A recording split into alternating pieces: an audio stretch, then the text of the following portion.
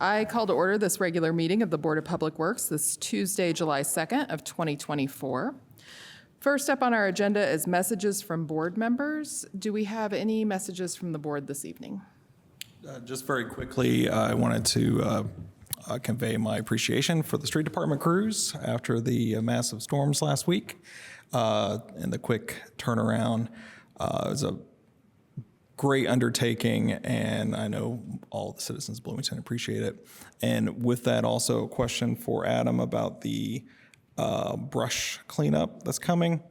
Could you describe that for people that may be watching at home? Yeah, I was planning to do all that during staff report, That's but fine. the city does have a robust plan for cleanup of private vegetation that was due to the storm damage, and I'll go through all that detail during the staff report. I'll just echo the same message of thanks and appreciation to the Public Works divisions and all the staff.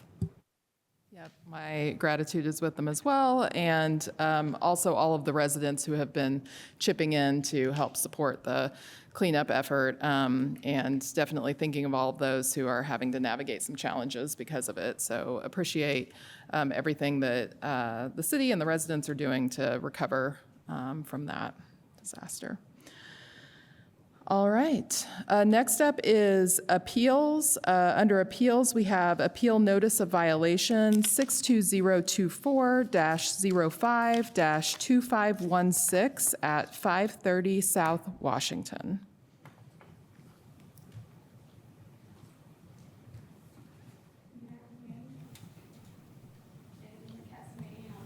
I don't know if that microphone is on.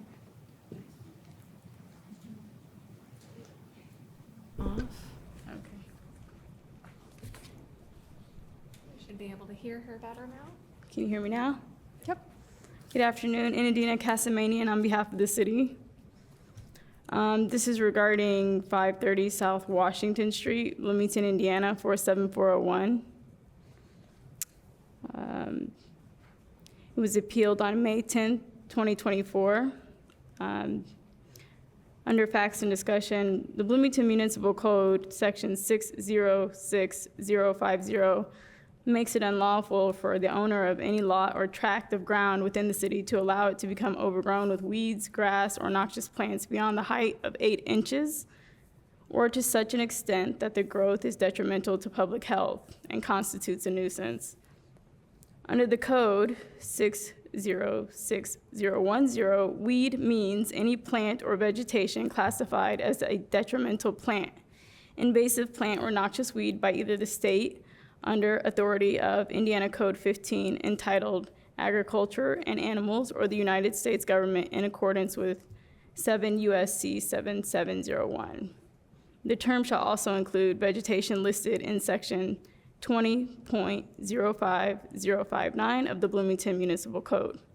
Title 20 of the Municipal Code provides a table as to permitted and prohibited plant species. Under Title 20 of the Bloomington Municipal Code, poison ivy is a prohibited plant species. On April 26, 2024, a warning was posted on the door at 530 South Washington Street, Bloomington, Indiana, the door of Mr. Joseph Davis, appellant, describing the violation of Bloomington Municipal Code 606050 as overgrowth. The warning under ticket number 6202-042412 detailed the action necessary to occur in order to bring the property 530 South Washington Street into compliance. The warning stated, "Please mow." On May 3rd, 2024, City of Bloomington Neighborhood and Compliance Officer Rob Council did personally observe overgrown weeds, grass, or noxious plants located at the address of 530 South Washington Street, and he issued a notice of violation. Officer Council took photographs of the condition of the property which depict the existence of said grass, overgrowth above 8 inches, along with prohibited plant species identified as small patches of poison ivy. Mr. Joe Davis is the owner of the property and shall be considered a responsible party under the Bloomington Municipal Code 6.06.07A. Mr. Davis did timely appeal the notice of violation on May 10th, 2024. Substantial evidence supports the finding that the appeal should be denied, as compliance never occurred and all other issues presented on appeal are lacking in legal foundation. The staff recommendation is that the appeal should be denied because the notice of violation and fines were properly issued, the notice was properly given, and photographic evidence by the inspection officer shows grass on the property has been allowed to grow at or greater than 8 inches, and there are small patches of poison ivy on the property, which is a violation of the code, and Title 20, as poison ivy is a prohibited plant species. Thank you.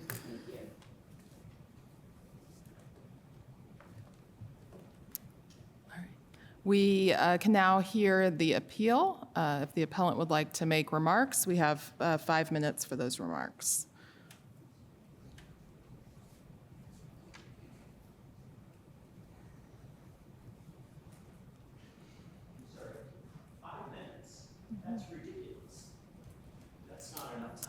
Well, the city offered about 3.5 minutes of remarks, so we're giving 5.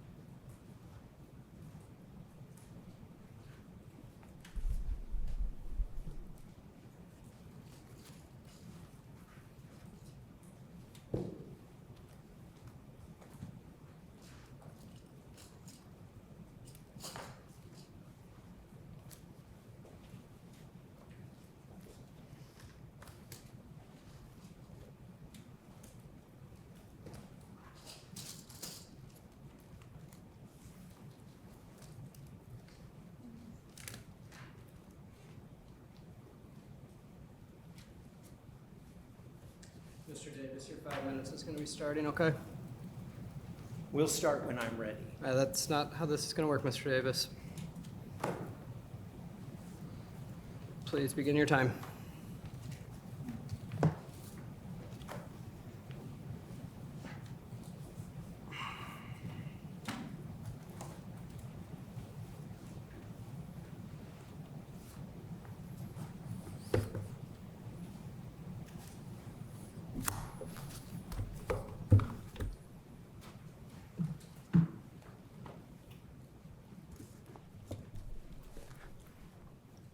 Okay, let's see the clock, please.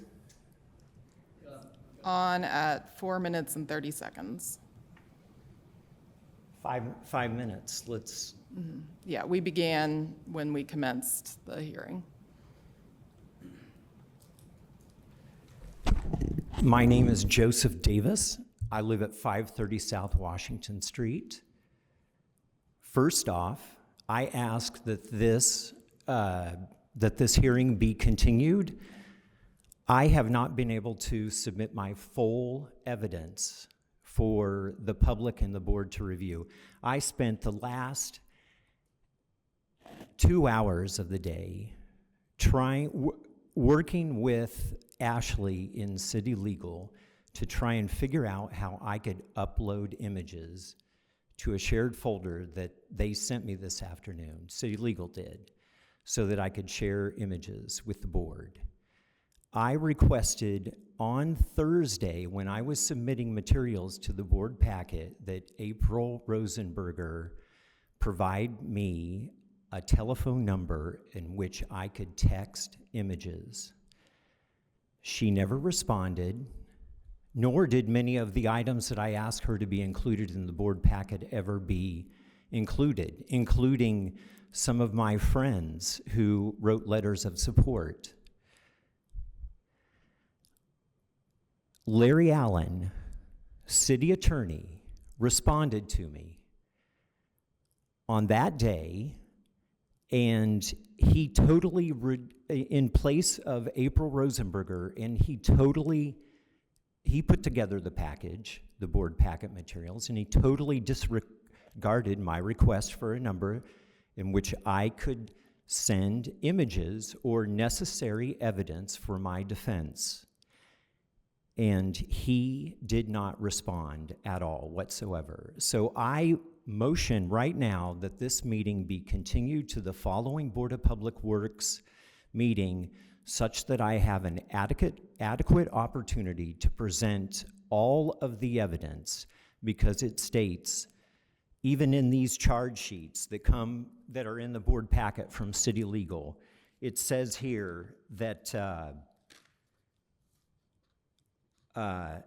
an appeal should be denied because the NOV and fines were properly issued, notice properly given, and photographic evidence by the inspection officer shows the grass on the property had been allowed to grow at or greater than 8 inches, and there are small patches of poison ivy on the property. There are 2 things. That's it. He says, grass over 8 inches. My documentation proves there is no grass over 8 inches.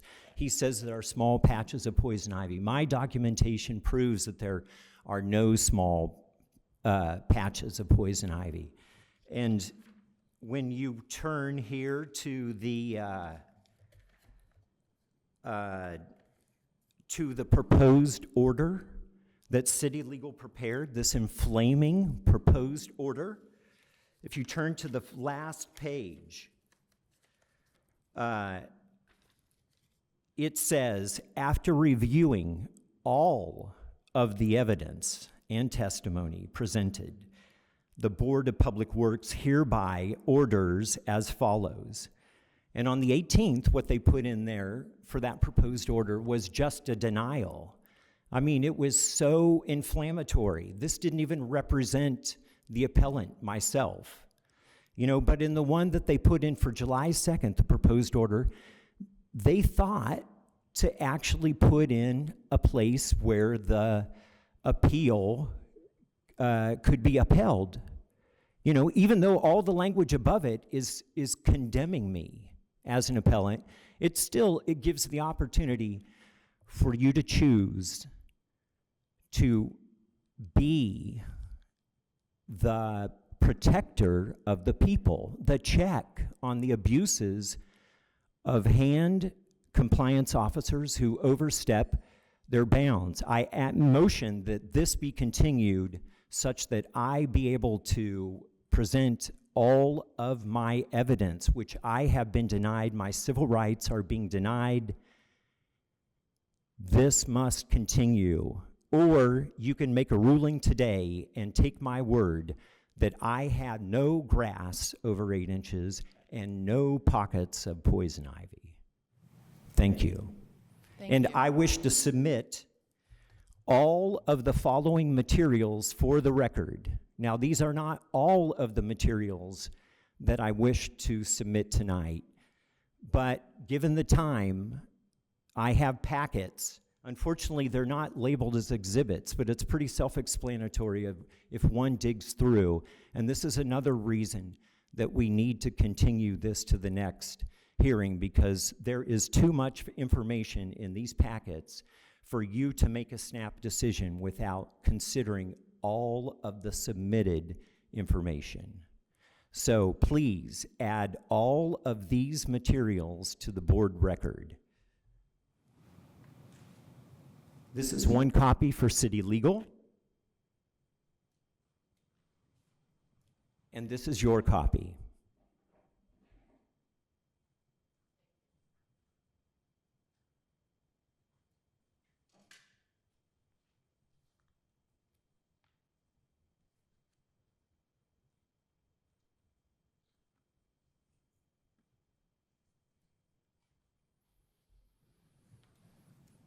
I'd like for someone to act on the motion that I proposed. Mr. Davis, you as the appellant don't get to make the motions. Yes, I do. I am the appellant. City Legal in hand are the appellees. This is the adjudicative board. In other words, this is the court. Mr. Davis, your time is up. Councils Mr. Davis, your time is make up. motions for the court. Okay. Mr. Davis, your time is up. I would like to ask a couple questions of some staff members, please. Your time is up. Thank you.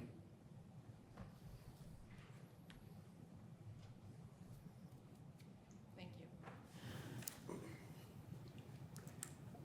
you. Larry, do you want to take questions on behalf of City Legal, or would you like to go to other staff?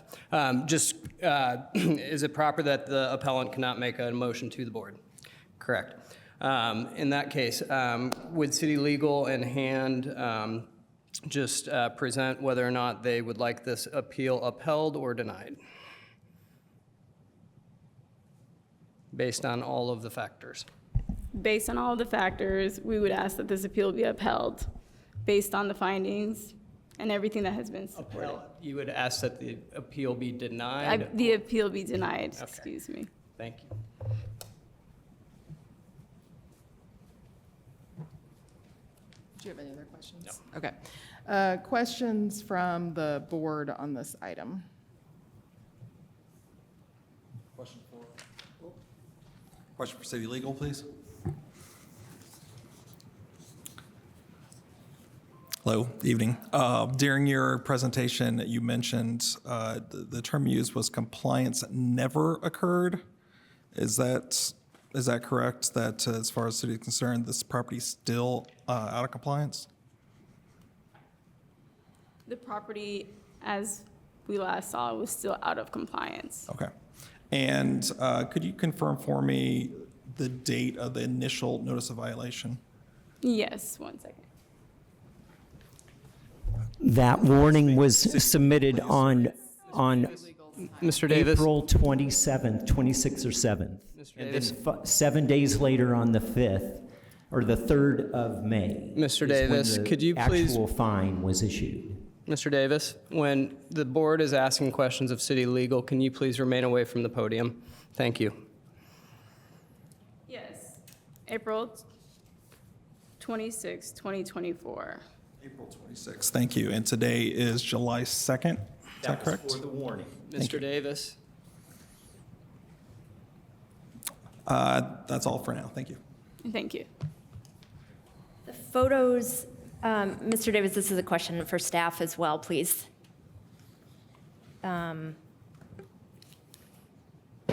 Sure, that would be great. Just the photos in the packet, can you verify when those were taken, please? Hello, I'm John Hewitt for the City of Bloomington Hand Department. The photos that were presented in the packet were taken at the same time as the notice of violation, the original warning on April, I believe, 26th was issued. Okay. So there are photos that were taken that very day that were placed in the packet for you to be able to see what the state of the property at that time. Thank you. Follow-up question to that. Has anyone checked on the property's compliance as of yesterday or today? I'm not aware that we checked on the compliance of the property yesterday or today. There was a subsequent ticket issued after the original warning on the 26th, and the property was still not in compliance when we issued a second notice of violation with a $50 fine.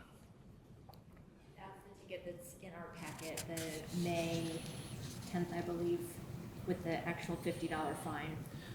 That's And correct. there That's was no correct. compliance at that point. We wrote another notice of violation because the property had not been brought into compliance at that time. All right, let's just clarify. So there was a warning issued, there was a notice of violation issued, and there was a second notice of violation issued with a fine. Did both notice of violations have a fine? The warning is considered a notice of violation. So warning, notice of violation with a $50 fine attached. So the 26th and then May 3rd. And just also to clarify, the appeal of this is, the appeal here is of the fine itself. Whether or not the property is in compliance today, and please help me if I misstate this, City Legal, it's not about if the property came into compliance today. It was the property out of compliance at the time of the notice of violation?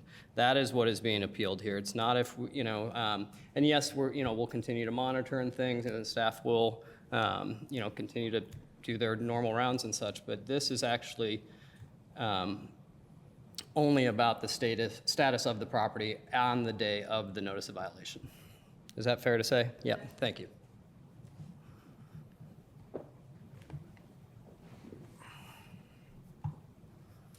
Other questions on this item? John, were you on the property on May 3rd? I was not. Okay. Is The Mr. compliance Hansel- officer Is he here with us? is not here today, Okay. not available for this meeting.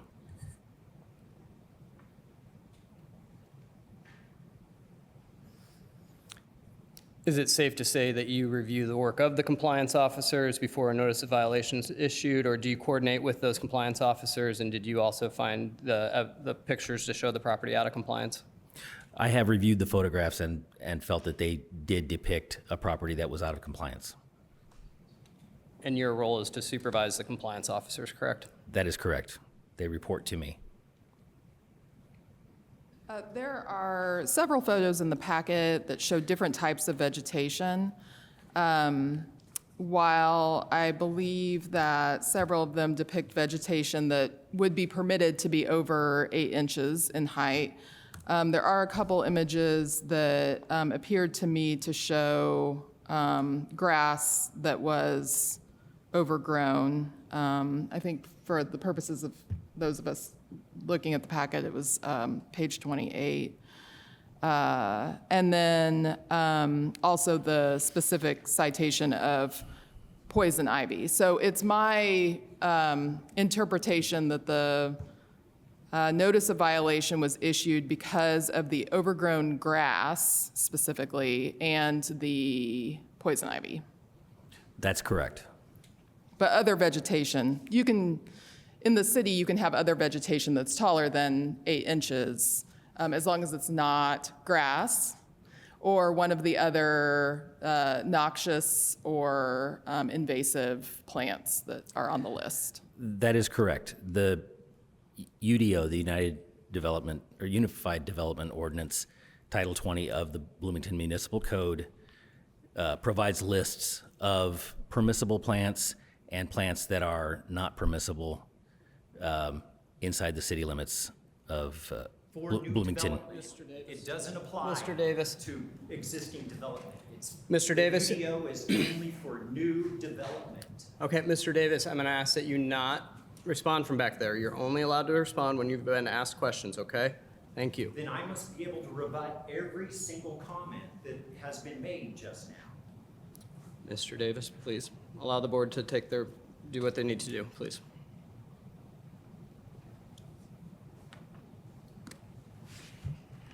Can I ask a question of city legal, please?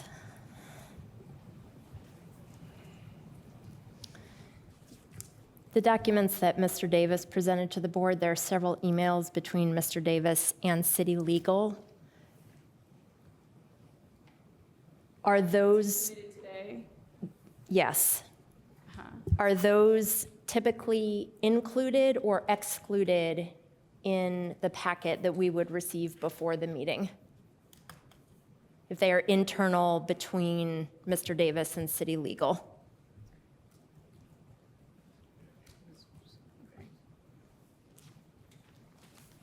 Hi, Larry Allen, City Attorney.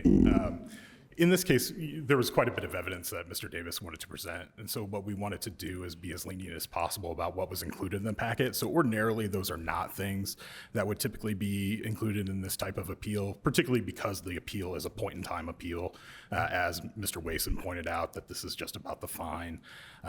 There are several arguments that we understand that Mr. Davis wanted to raise, which he's still free to do, just so I think, just to be really clear that this isn't where this necessarily stops.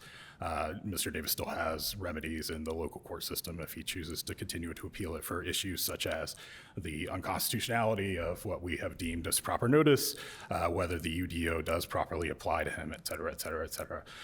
But given the nature of the fact that he did want to include extra materials, we were trying to be lenient with that so that the board could see those and review those and take them into consideration based on the facts of this particular notice of violation to the extent that they may be pertinent. We trust that the board will give them the appropriate weight that they deserve. Thank you very much.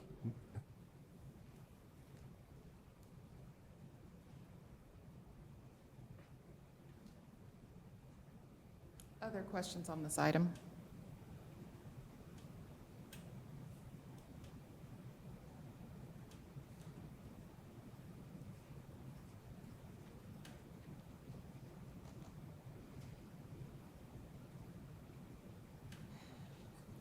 A question for probably John Hewitt. The section of the code that mentions, that we're discussing, mentions some other state and federal documents that spell out certain types of plants. Yes. Am I correct? Do any of those documents mention things like poison ivy? To my knowledge, they do. I haven't studied them recently, so that's going on memory, but yes.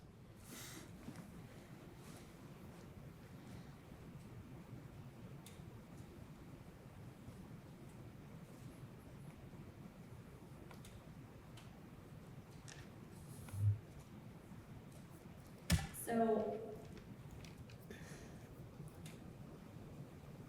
I am disappointed, Mr. Davis, that you chose to approach us with disrespect today, number one. Number two, there was a letter to be included with the board packet that was sent, I think, in an addended packet that was in fact submitted by the appropriate time. When's the appropriate time? Thursday? I'm not speaking with you right now, Mr. Davis. Thank you. The appropriate time, it was clearly submitted on Thursday, June 27th, which was a deadline provided for materials to go in the packet.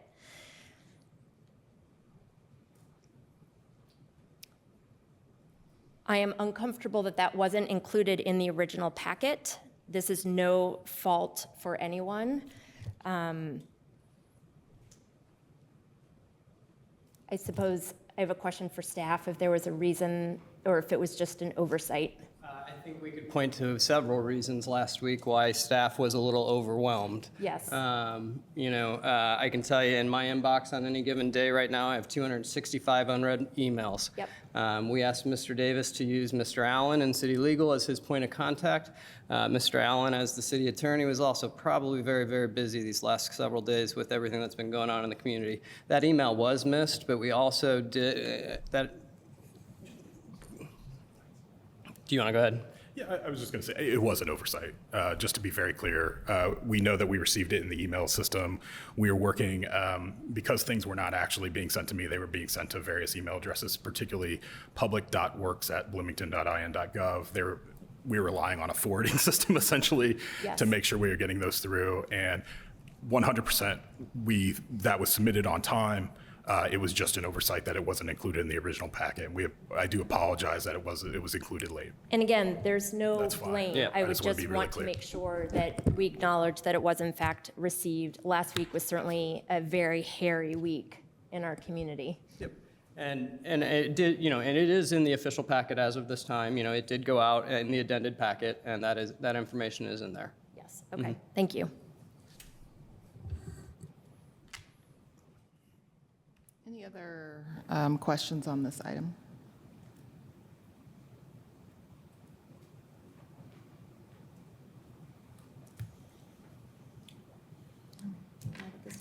I need to rebut all of those comments that were made.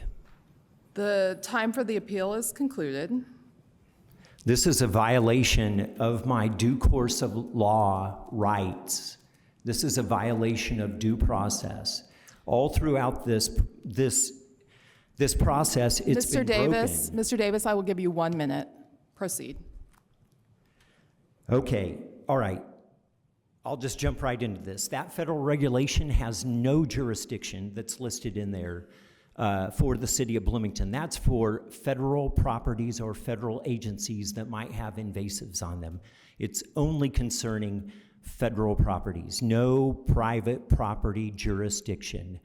Number two, the UDO is only about new development. They list in there one of their citations for authority as UDO 20.05.059. Well, you won't find that anywhere because it's been changed into 20.04.080, and I only found that out because of Mr. Allen. I contacted Planning and Transportation, Eric Grulich, to get that information.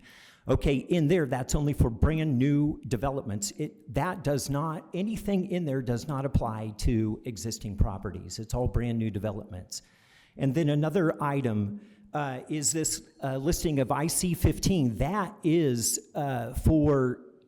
that's for regulation to guarantee farm agricultural seeds are free of weeds. That has no jurisdiction in the city of Bloomington. That is under animals and agriculture. If you start reading at the beginning of that title, Title 15, you will see that it has no applicability to the city of Bloomington. It is about the creation of weed boards. Monroe County does not have a weed board because we are not a row crop agricultural county.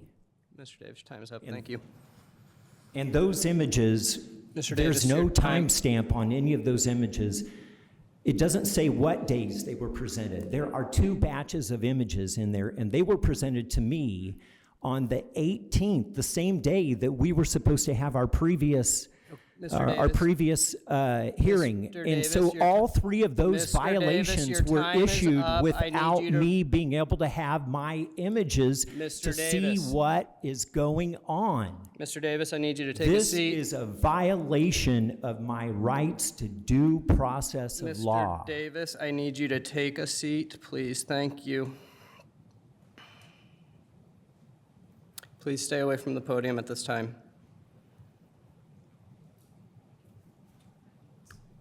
Is there a motion from the board Public comment. for appeals? Public comment? No, sorry. Is there a motion from the board? No. Not for appeals. We don't do public comment. We will have an opportunity for petitions and remonstrances, and we'd be happy to hear public comment. I move that we deny the appeal for notice of violation 62024-05-2516, 530 South Washington. Second? All right, we have a motion and a second. I will call the roll. Crone? Abstain. Roach? Aye. Cox-Deckard? Aye. Motion passes. Next up is petitions and remonstrances. If anyone would like to make public comment about... Actually, you have a Title VI abatement Oh, on there. sorry. Title VI abatement request at 710 North Lincoln, Units A and B.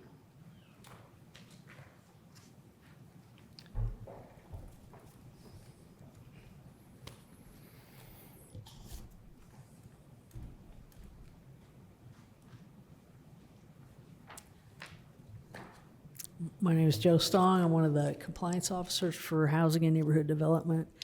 We are requesting permission to enter the property at 710 North Lincoln Street to abate a trash violation. We wrote notices of violation on May 13th, May 23rd, and June 11th. And the trash is still there, so we're asking permission to go to the property and abate that. Thank you. Questions on this item?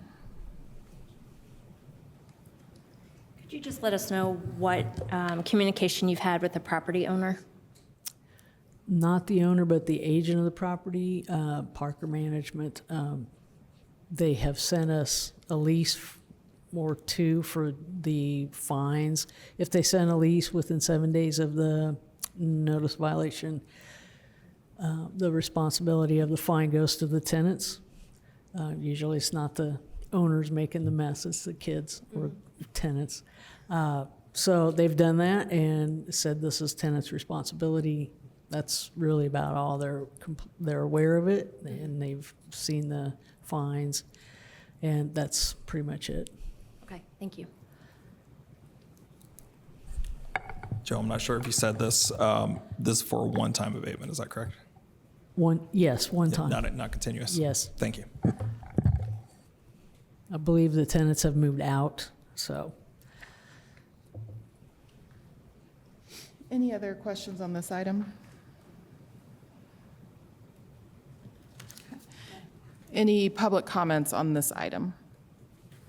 If we have anyone on Zoom who would like to make public comment, you can use the raised hand function or the chat function to let us know.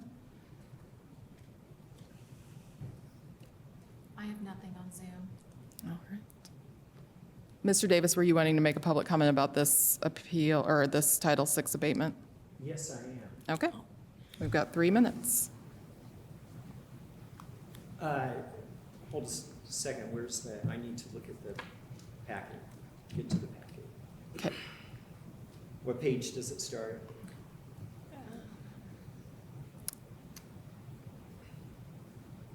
Is no one gonna tell me? I'm Mr. trying to find in Davis. the packet, I believe it's page 46. Okay, I'm at 44.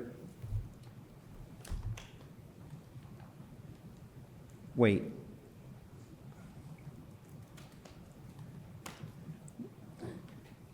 Mr. Davis, if you'd like to make a comment on this, please begin.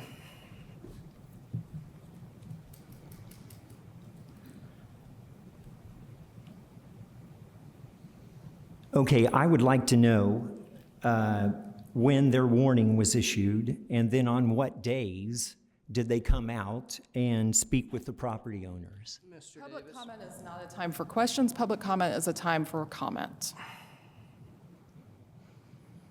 Well, I don't know. I'd have to say that I totally don't trust the information coming from HAND, the compliance department, and city legal obfuscates information that people need in order to defend themselves appropriately. And this property owner, no doubt, has not been notified adequately of how they can remedy the situation, just like I wasn't notified how I could remedy the situation, nor was I given the opportunity to make that remedy. You can't have something that says immediate compliance required.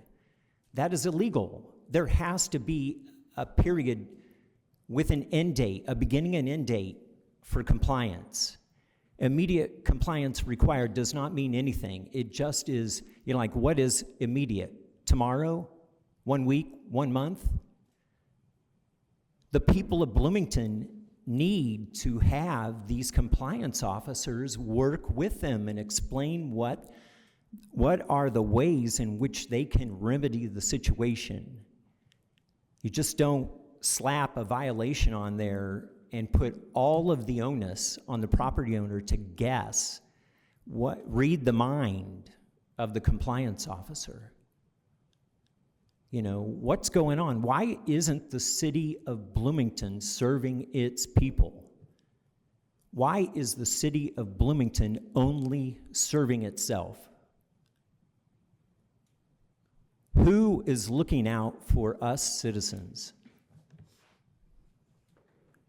It's incumbent on you to be the check and balance against the abuses of the powers of discretion that are often taken by compliance officers based on vague ordinances.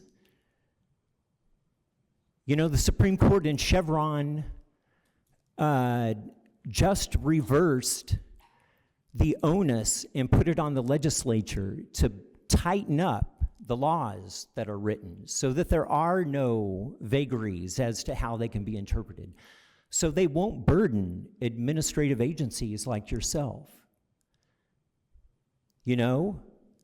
This is a problem with the Bloomington City Ordinance.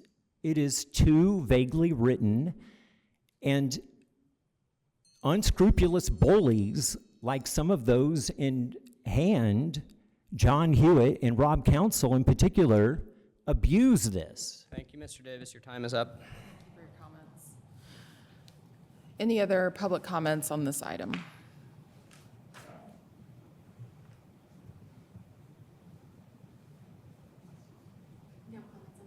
All right, seeing none on Zoom. Does the board have a motion? I move that we approve the abatement request at 710 North Lincoln, Units A and B. All right, we have a motion and a second. I will call the roll. Carone? Aye. Roach? Aye. Cox-Deckard? Aye. Motion passes. Next up is petitions and remonstrances. If anyone has public comment on something that is not on the agenda or no longer on the agenda, now is the opportunity to make comment. If you would like to make a comment on Zoom, you may use the chat or the raised hand function. And public comments will be 3 minutes. Okay. My name is Jamie Scholl. I have a business, My Edible Eden. I sent an email earlier, and I have some concerns, because I'm also new member of BCOS, so I'm trying to figure some of these things out. The photos that were added, I'm not going to set this out too far. This was cited. This is something I sell at the Bloomington Community Farmers Market as well as the Farm Stop. And there were 3 of these plants that were cited, Russian Bach, Humphrey.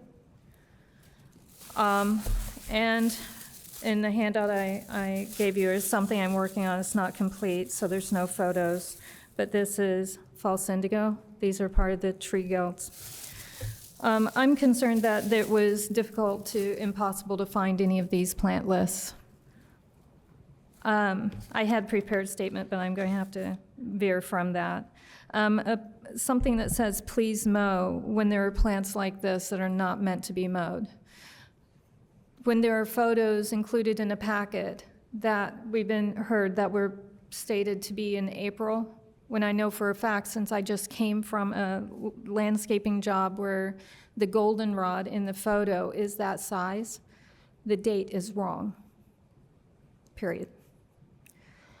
This is something I do every day, and it's something that I've been working on in urban agriculture and with edible landscapings and forest gardens where it kind of blends the line. And as a new commissioner on BCOS, it's one of the things I wanted to look at is see where in the municipal code is not in alignment with sustainability goals and the climate and sustainability action plans. I see that there are discrepancies, and I'd like to take that into consideration. I could go through and mention environmental goals, especially in one issued this evening, the CAP Goal G1, environmental goal, CAP Goal G1, increase quantity and quality of green space in the community. This one is not started. Complete a land conversion opportunity study, analyze public and private property for unused turf and impervious areas, and create a ground cover conversion implementation plan by census tract to convert identified areas to native grasslands, wetlands, shrub, and forested areas, which is what someone here is trying to do, but with limited financial means. I have been assisting with that. So some of the plants that were listed in the packet were some that I planted with my own hands and provided. There are other goals in the email. I don't know if you've had a chance to see them. CAP Goal G2 to increase quantity and quality of climate adaptive native habitats. And the Food and Agriculture CAP Strategy FA 3-A, increase local food supply. So thank you for your time. Thank you.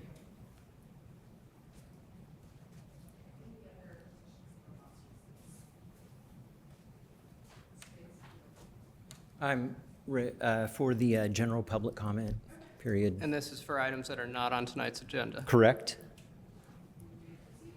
Right. My name is Joe Davis. I'm concerned about this request for abatement that was granted tonight because just 2 weeks ago, there was a request for abatement of the Arby's property at 535 South Walnut Street.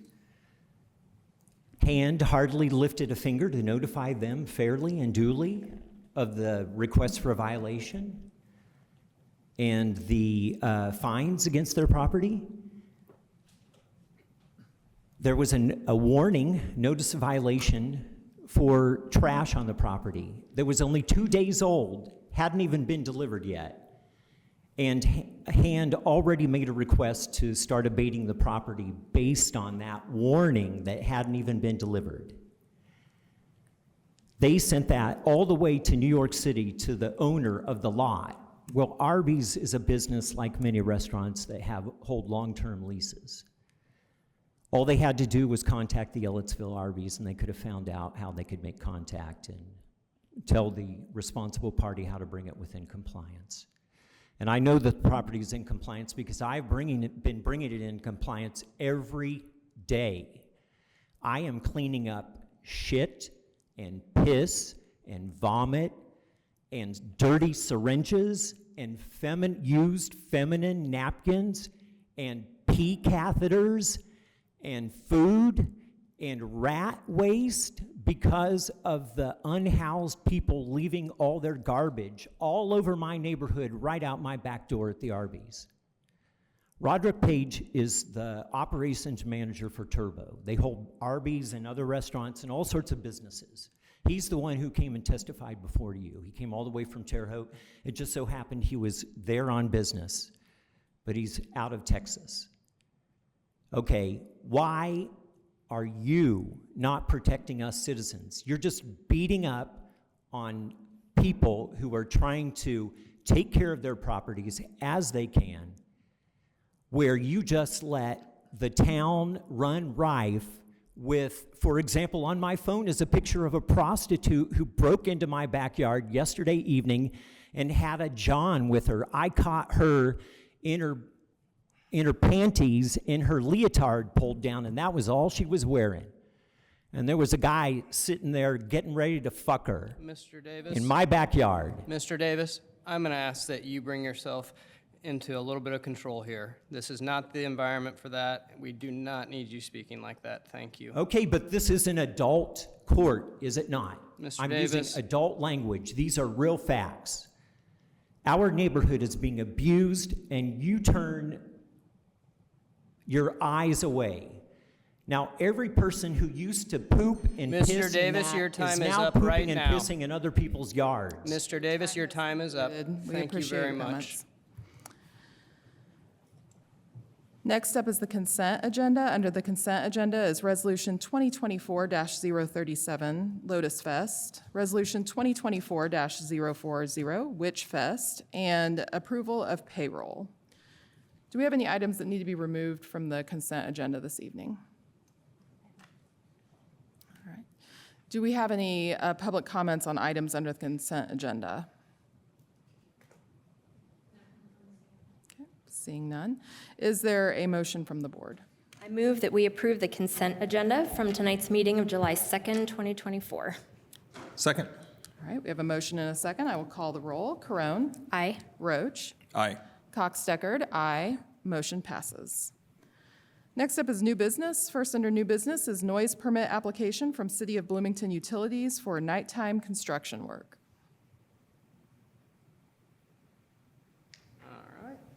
Adam Waston on behalf of James Hall with City of Bloomington Utilities. I'm guessing Mr. Hall is busy on a main break or something, but this is a request for nighttime construction work. Sorry, let me get to my profit.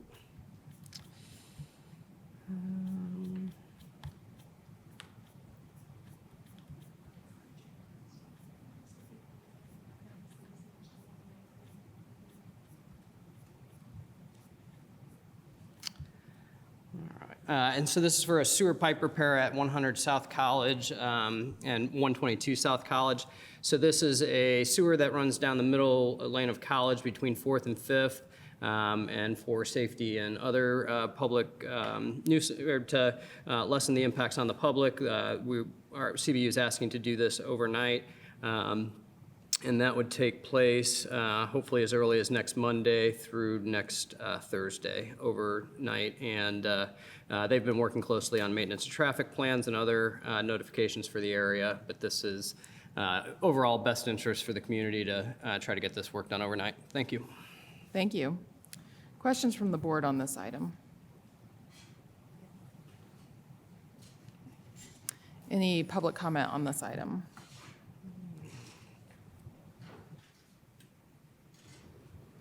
I see nothing on Zoom. All right, seeing none, is there a motion from the board? I move that we approve the noise permit application from City of Bloomington Utilities for nighttime construction work. Second. All right, I will call the roll. Crone? Aye. Roach? Aye. Cox Deckard, aye. Motion passes. Next is change order package number 3 for the Hopewell East project. Good evening, Roy Ayton with the City of Bloomington Engineering Department. This is for our Hopewell project, Hopewell East, which is redevelopment to the RDC of the old hospital site.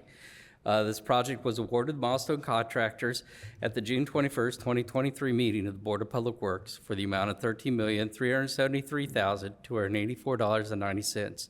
The board has approved prior change orders in the amount of $179,224.63 for a current authorized amount of $13,552,509.53. The change order package includes the following change orders that will be in addition to the contract of $142,981.57 for a final construction amount of $13,695,491.10. The 7 change orders that we're asking for approval this evening is change order 15, which is for some undercuts in University Street for an add of $53,800.57. And that was to replace some unsuitable soils that was discovered during construction. Change order 16 for the Centerstone entrance, the existing building there, and that was just how the items were coming together. The new concrete and a little bit of design change would had to be done. Change order number 17 was for a culvert demolition in the amount of $19,222, and that was the discovery of a existing culvert on Lot 1 that was demolished as part of the project. Change order 18 was for a center point gas main that was discovered to be shallowed. It was excavated and then recovered, and that was part of the cost for sand purchasing to pack the pipe. Change order 19 and 20 are related, and they are for additional electrical conduits that will service not only the new lots, but also the new park area, and that's to bring power to it. And then the final change order this evening, change order 21, was for a video inspection of the new stormwater sanitary sewer pipes and under drains for the project. And once again, in total, these 7 change orders will add $142,981.57 to the contract. On this item? Any public comments on this item? Okay. Seeing none, is there a motion? I move that we approve the change order package number 3 for the Hopewell East project. Second.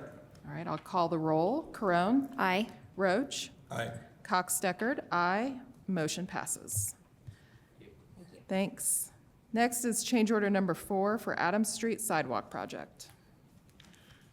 Jason Kerr, Engineering. This project was Adams Street sidewalk addition along between Kirkwood and Fountain. This change order number 4 comes in for the approaches of 6th and 7th Street leading up to Adams.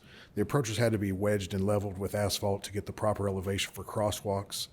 Some areas were deep in asphalt mix to get this elevation, leading to an overage of asphalt mix being used.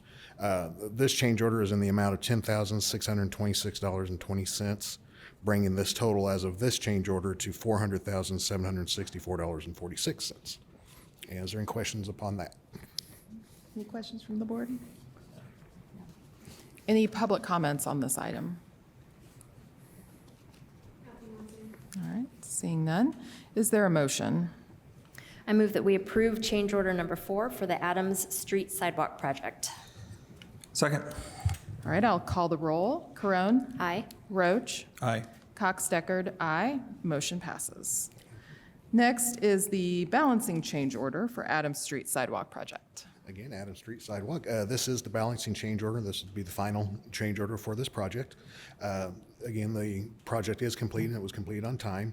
The balancing change order comes to us in an addition of $33,468.81, bringing the grand total of this project to $434,233.27. Any questions upon that? Any questions on that item? Do we have a motion from the board? I move that we approve the balancing change order for the Adams Street Sidewalk Project. Second? All right, I will call the roll. Corone? Aye. Roach? Aye. Cox-Deckard, aye. Motion passes. Thank you. Thanks. Next, we have lane and sidewalk closure request from Lineal Contracting. This is for July 3rd, 2024 through July 24th of 2024. Hi, it's Alex Gray from engineering. So Lineal Contracting is going to work for AT&T to install some fiber along the West Point neighborhood, which is north of Allen Street in Catalent, and kind of that neighborhood area. They plan on going through between June 24th and July 24th, but engineering had worked with them to get them approval up until this board meeting, and then this would continue and extend the rest of that permit. Questions on this item?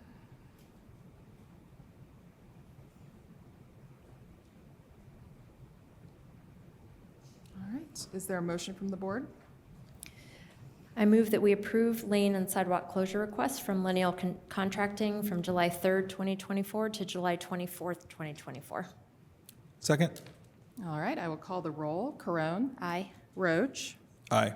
Cox-Deckard, aye. Motion passes. Next up is street and sidewalk closure extension request from AEG. Hi, it's Alex Gray from engineering again. And I do want to clarify, it's actually not a street closure, so it's not the whole road. It would just be lanes. So I did want to clarify that. I didn't realize it yesterday. But for this one, they want to extend the permit that covers West 17th Street from North College Avenue to I-69 is what they're requesting. And they would like to extend it to July 29th. And this will primarily be fiber pulling and splicing. As they have completed almost all of their underground work, they just have to do more of the restoration is what I've been discussed with them. Thank you. Questions on this item?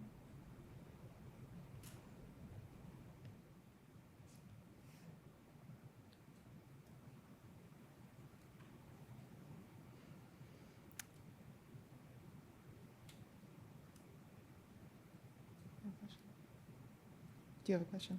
No. Okay, sorry. Just want to make sure. Any public comment on this item?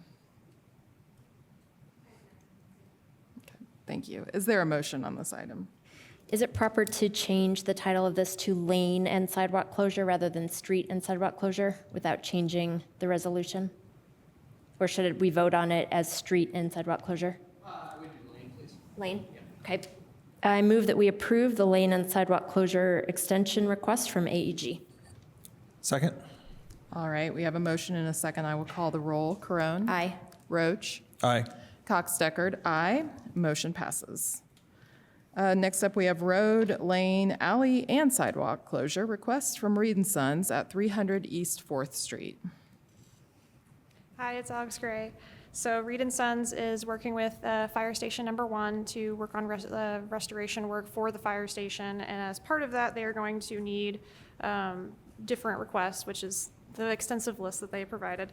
The first one that I'll start will be the sidewalk closure on East 4th Street. It'll start at Lincoln, go across the fire station property, and stop at the alleyway that goes northeast. No, not northeast. My bad, north and south between Lincoln and I believe that would be Grant. And that one would be from July 8th to July 19th. And then the following after that closure will be the alley closure just south of the fire station. That's the east-west alleyway. That one will be from July 22nd to August 2nd. And that will be primarily for like concrete work, for the approaches for the fire station. And they are in coordination with the property neighbors near them for that, because they are gonna have to utilize some of the parking there too. The next after that will be the lane and the road closure. They're gonna happen at the same time, but they shouldn't affect each other too much, because the lane will be on Lincoln, but you'll still be able to go north.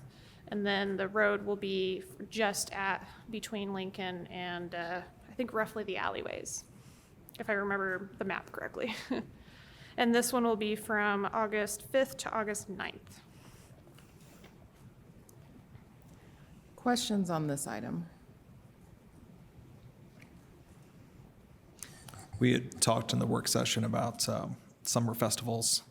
Did you happen to get a chance to check any calendars to see if there are any summer festivals going on 4th Street during that time? There is nothing in special events that it will be in conflict, so. Great, thank you. We also mentioned in the work session that the neighboring restaurant, Taste of India, would have access during that time to the parking lot and Yes. the restaurant. The alleyway will be open on that side. All right, any other questions, comments? Any public comment on this item? Okay, seeing none, is there a motion?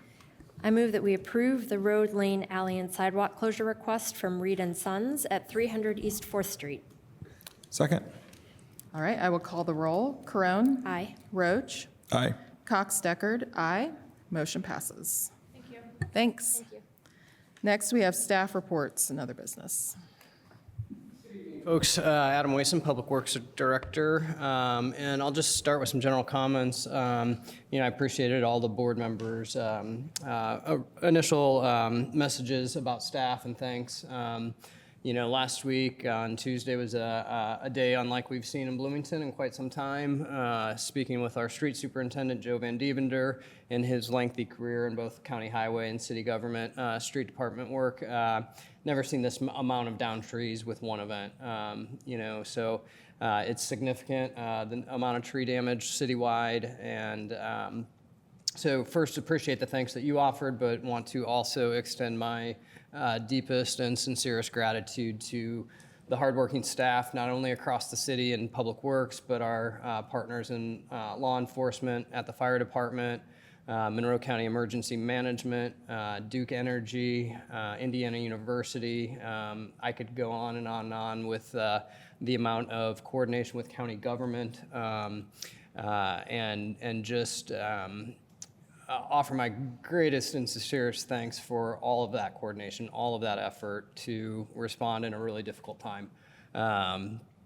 It was the stories of neighbors helping neighbors were not only inspiring and impactful, but it helped with getting the city back up and running, getting the roads back open so emergency services can get to where they need to get.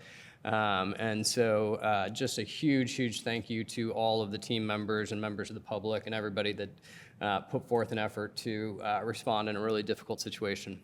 From there, I want to outline a few things. We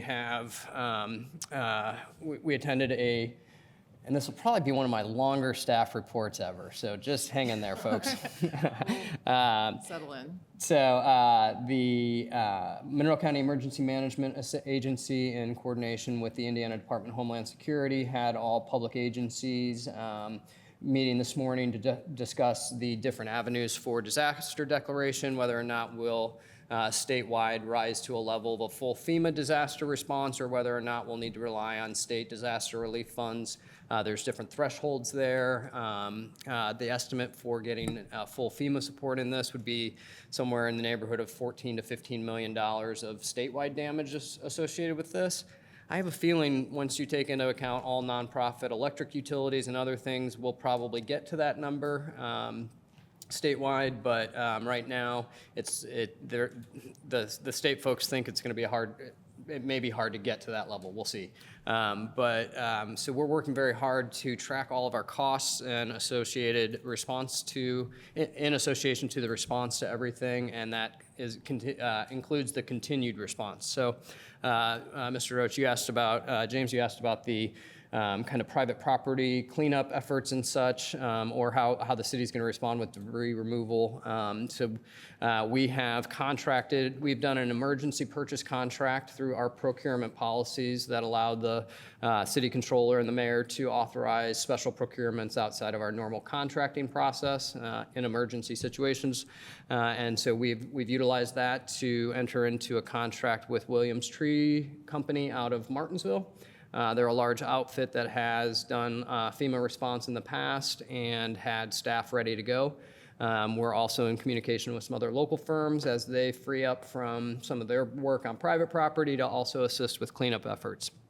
As of next Monday, July 8th, Williams Tree Company will be in Bloomington mobilizing based on the data we're collecting through our U-Report system on locations that have notified us that they will have debris by the curb.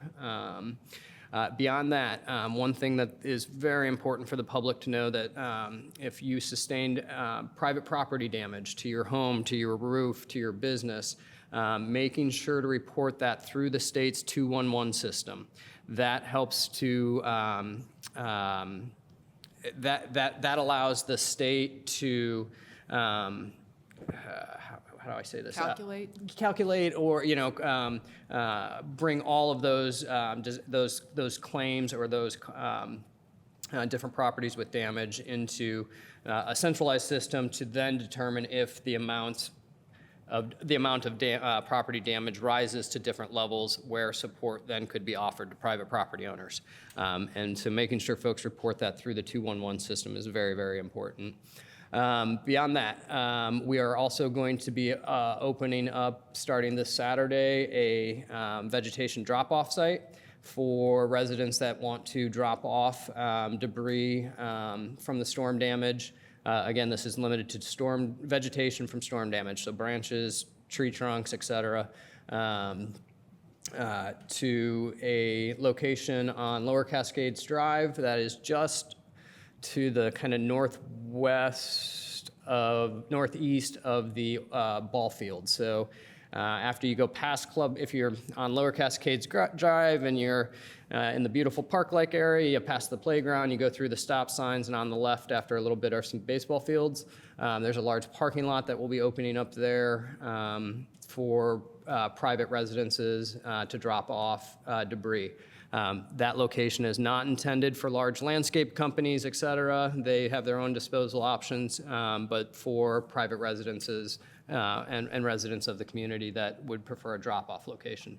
So we'll staff that up beginning Saturday morning at 9 a.m., working very closely with our partners at Bluestone Tree Service. Shout out to them. We have contracts with them for what's called tub grinding, and so they're working very closely with us. As debris comes to that location, we'll be grinding and being able to get it into smaller, more manageable piles that then can be hauled as necessary. So all this to say, we've been busy.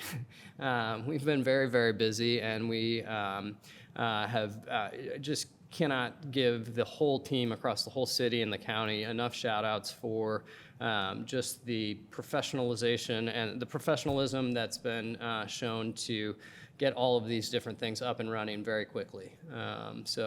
We could have started with the private property cleanup this week or, on Monday. We chose to take an extra week, give folks the holiday week to get things to the curb. And that's going to be, we plan to do that for a full 2 weeks. With the U-Report system and reporting addresses where you have debris pickup, that's really going to help us to be as efficient as possible. So the U-Report system will have the exact address and the latitude, longitude, and we will then from there be able to extract that data into hotspots. So we'll be prioritizing where we begin based on the higher volume of addresses in a centralized area. It's looking like we'll probably start in the near west side based on what we've gotten so far.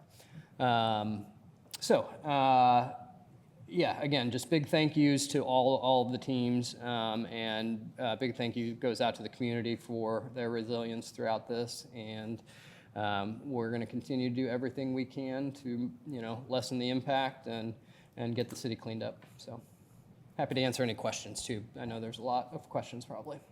Yeah, Adam, I have one question for you about the 211 call. Do property owners need a estimate of the value or the cost of Right now, I think damage? it's just getting registered into the 211 system, and then I believe you get follow-up emails, information on how to submit claims and costs and things like that. Is that 211 system collecting information about things that were damaged because of the long-term power outage, like food spoilage, or So- simply home and tree damage? I believe the 211 system is more about, property damage and such to, both residents and businesses. The United Way has a very good resource page, as do a lot of the township trustee offices, about how a resident who receives SNAP benefits can seek reimbursement for food loss. Great. The big key there is pictures. They need to, but the United Way and township offices or Housing Authority, others would have information on how to really go through that process. But I've seen in United Way Facebook posts and other information pushed out about that SNAP benefit process. Okay, that's very helpful. I do have one more question. Please. If a resident does not submit a U report for debris pickup, but debris pickup is happening in their neighborhood and they leave things out, will they be? Yes, picked up? so what we're asking is that residents get, I'm using air quotes for those that it be manageable. But we also recognize that there's going to be tree trunks and things that are going to be bigger. And so in talking with Williams Tree Service and our tree company and the other tree services that we're hopeful to contract with locally, what the process will be is, so let me answer your first question.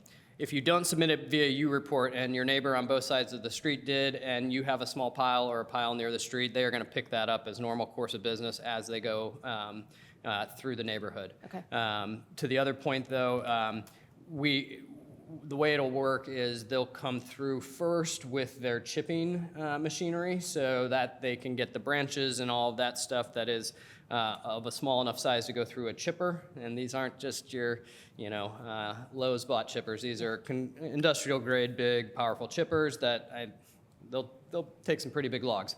But we also have some very old and big trees down throughout the city. So the chippers will come through, get all the smaller vegetation, and then as they've got a really good system in place of communication on, hey, 301 South Smith, we got all of the small vegetative debris. There's 6 logs that need the grapple loader and hauling truck to come get those. So it'll be both. I know there was some information that went out very early that it said things like 4 foot. We're not concerned with that. If you have a large tree trunk that you've been able to get somewhere close to the front of your property, we're gonna try to work with you. We are limited in our ability to go on private property. We can't go to a side yard or a backyard and haul out. It's only from right adjacent to the right-of-way. There were questions like, well, what if we get it right near our driveway? Yes, we're gonna work with you to get it, but it needs to be easily accessible from the roadway, from the right-of-way, and such. Okay. I'm sorry, I have one more question. No, hey. Do the removal companies have a preference if residents leave branches and tree debris in yard waste bags or plastic tubs? No bag. If you want it picked up through the normal yard waste program through sanitation, yes, continuing to use your yard waste containers or the ones purchased through sanitation, that'll get picked up as part of our sanitation services.